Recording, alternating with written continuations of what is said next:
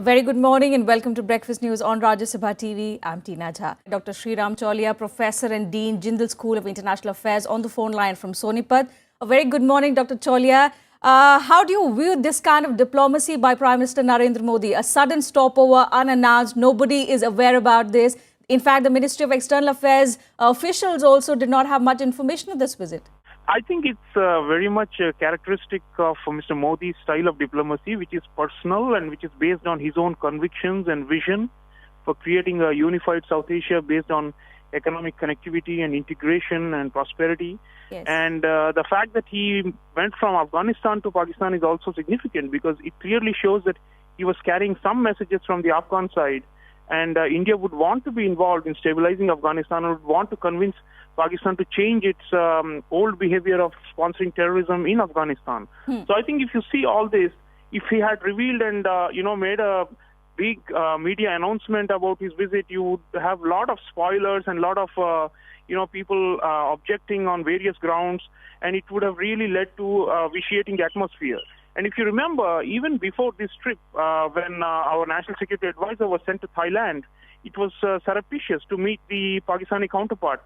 So when Mr. Doval met Lieutenant General Janjua, that too was not announced. And I think it is now becoming clear that they have realized that for this delicate process to move forward, there are far too many, spoilers in between, and we need to keep them aside, and we need to move the process forward. And therefore, some degree of surprise, or let's call it shock and awe, is necessary in order to shield the delicacy of the process from barbs and attacks that will, could potentially ruin this opening. So I think it's very much within his legitimate rights to do this.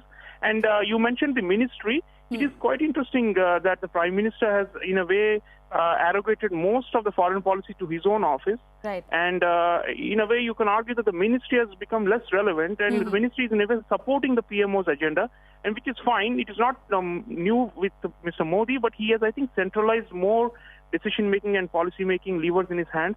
And perhaps it's good because then he can deliver without a bunch of people, creating a chaotic chorus around him.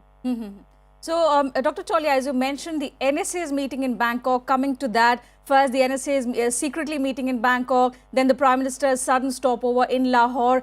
Can we say that stealth diplomacy is now the way ahead for India? At least when it comes to India-Pakistan relationship. We need to develop some strong levers and supporters in the Pakistani polity. I think the fact that Prime Minister personally held the hands of Nawaz Sharif and walked together with him was symbolic. The body language itself showed that we are trying to build assets there. And this is an old intelligence practice, by the way, which Mr. Doval also knows very well, which is to try and cultivate some assets on the other side, who we know that it's a fragmented polity. Prime Minister himself has said in the past that we are not sure about, what the final outcome would be, but he's making an earnest effort based on his own vision. And he knows that there are some partners on the other side whose hands he can clasp. And for that, we need to go the extra mile and we need to make an effort. All the naysayers who are objecting now, are simply okay with the status quo. But I think Prime Minister is very ambitious in his foreign policy. He doesn't believe in status quo. He wants to change it. He said we want to turn a page in our history for South Asia. And this is the moment to do something big like this because it's colder now. I don't think the infiltration and the terrorism is going to be high, for at least for the next few months. Right. And this is an opportune moment to try and create a political climate of trust. And therefore, you may call it birthday diplomacy or, Bharat diplomacy or whatever, but ultimately it's Narendra Modi's diplomacy. Right. And in a way, he is able to carry the country's hopes and aspirations on his shoulders, and he's, I think, doing phenomenally well. And we should not be too pessimistic about all this, because at the end of the day, optimism and hope are essential for achieving liberal outcomes in diplomacy and foreign affairs. Okay, Dr. Chaulia, very quickly, should we expect something concrete out of this visit, or should we just see it as a courtesy call by the Prime Minister to bring a thaw in relationship? They spoke for nearly 90 minutes, I heard, and therefore it's not possible that it's just a courtesy call. They must have gone through some of the key issues, the number one being Afghanistan, from which he was coming, and how to stabilize it. And number two, of course, all the other composite dialogue that's being revived.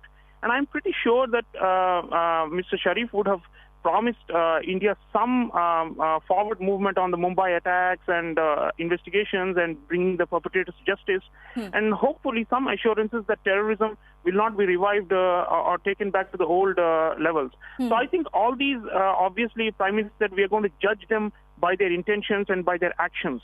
Right. So I don't think it should be seen as naive on his part, but rather a statesman-like gesture that could potentially open something new, because we should be open to changing the paradigm in South Asia rather than being stuck in the old shibboleths.